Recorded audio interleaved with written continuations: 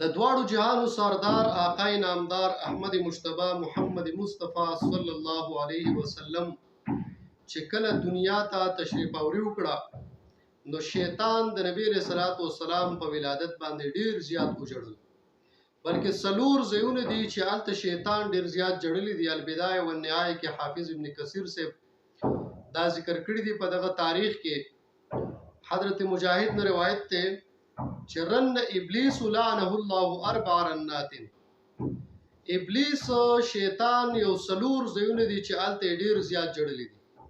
هغه سلور زیونه کم یو دي چې شیطان له دومره طاقت خدای ورکړی دی. متفقون علیه حدیث دی، بخاری شریف مسلم شریف کې نبی رسول الله فرمای ان الشیطان یجری مجرى الدم فی بنی آدم، شیطان د انسان په دې بدن کې د وینې په شان چلن کوي. دومره تصرف ول خدای ورکړی، خدایي باوجود شیطان سلور زونه کې جوړلی.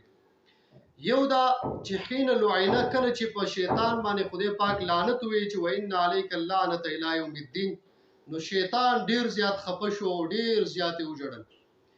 دویم نمبر وحين اهبط، چې کله وته الله جل جلاله وی چې فهمت منها فانك رجيم، د دې جنت د کوز شیطان ډیر زیات وجړل چې د آدم علیه السلام په مقابله کې چې هغه د خټې نه پیدا دی او زه د اور نه پیدا مو ماته شکست میلاو شو، نو ډیر زیات وجړل. دریم نمبر حين انزلت الفاتحه، چې کله سوره الفاتحه ام الكتاب الحمدلله رب العالمین دا سورت چې کله نازل شو شیطان ډیر زیات وجړل، ځکه دې سورت ته ام الكتاب ویل شوی دی.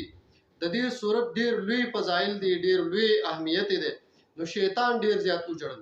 وحين ولد رسول الله صلی الله علیه وسلم، او چې کله د دواړو جهانو سردار دنیا ته تشریف راوړو نو په دغه موقع باندې د نبی کریم صلی الله علیه وسلم د ولادت په دې موقع باندې شیطان ډیر زیات خپو، په سر باندې خاورې واچولې، ډیر زیات وجړل.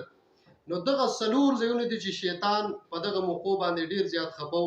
ټول مسلمانانو ته دا درخواست دی چې د نبی کریم صلی الله علیه وسلم په ولادت باندې دنیا ته په تشریف اوري باندې خوشحالي مناو کوي، د خپل عشق او د محبت اظهار کوي. د نبی کریم صلی الله علیه وسلم فضائل، مناقب، معجزات، کرامات، قصې د عشق او محبت د صحابه کرامو په خپل باندې مو اوري، په خپل اولاد باندې مو اوروي، او دغه شان محافلو کې شریک شي چې کوم کې د نبی کریم صلی الله علیه وسلم مدح سرای کېږي د سنت موافق او د شریعت په حدودو کې دنده.